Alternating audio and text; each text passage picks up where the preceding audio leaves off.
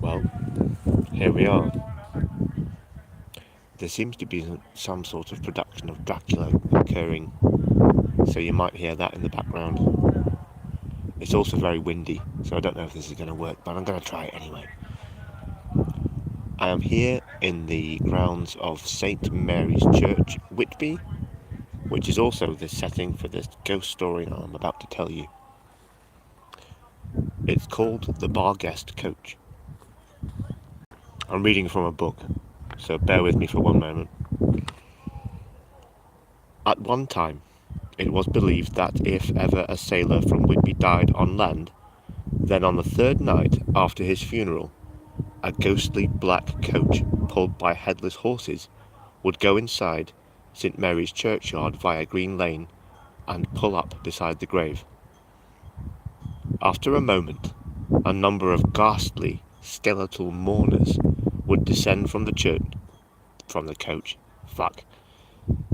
These ghosts had obviously been seamen during their lives, for, in the green light they cast about them, rags of nautical attire could be seen. Tattered pea jackets hung on bony shoulders, while here and there a rusty naval cutlass would clank against a mouldy hip bone. Even the ghost of a ship's cook was present, his wooden leg riddled with ship worm, clicking against neighbouring headstones. The ghostly mourners, after walking round the grave 3 times, would summon up the dead man, and he would emerge from the ground, shrunken and yellowed, like ancient parchment. By now, the headless horses were impatiently stamping their hooves, churning up the turf, so the mourners and their recently exhumed companion would climb into the coach. It would then rattle down, page turn,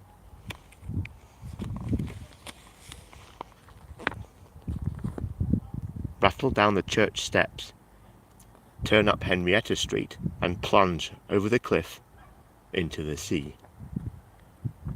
The explanation for all this nocturnal activity given in the... Oh, the bells are ringing. That's spooky.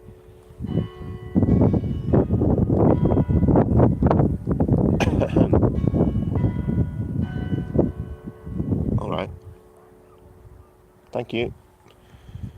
The explanation for all this nocturnal activity given in those days was that the souls of sailors must dwell with their comrades beneath the waves until the day of judgment arrived. Oh, you're having a fucking laugh. It's 8 o'clock, apparently. I was early to start, I'm sorry. Let's let these bells ring out and I'll finish the story.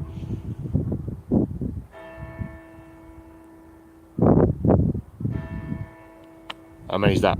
5? Don't know.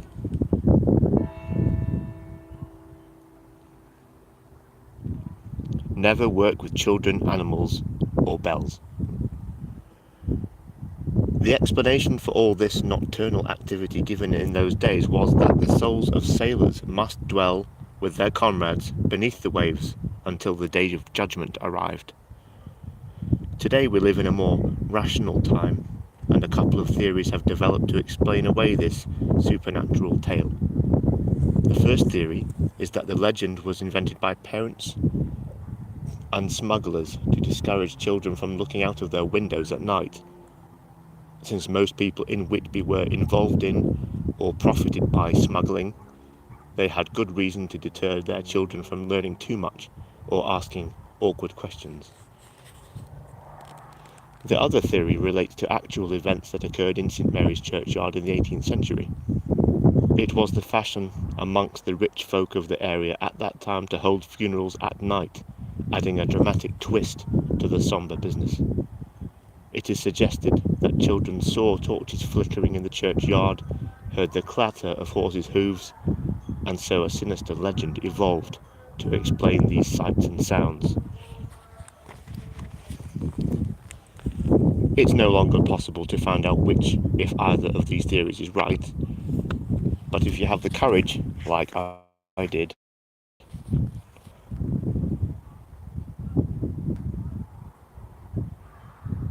it is perfectly possible to find out whether or not the legend itself has any basis in fact.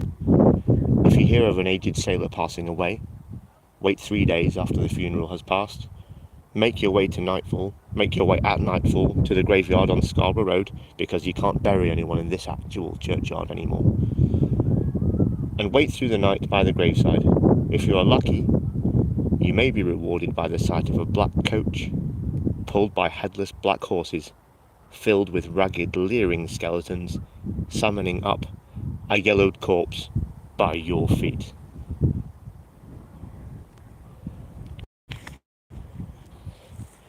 Well, I hope you enjoyed that. Sorry it was a bit weird. It's the first time I've ever done it.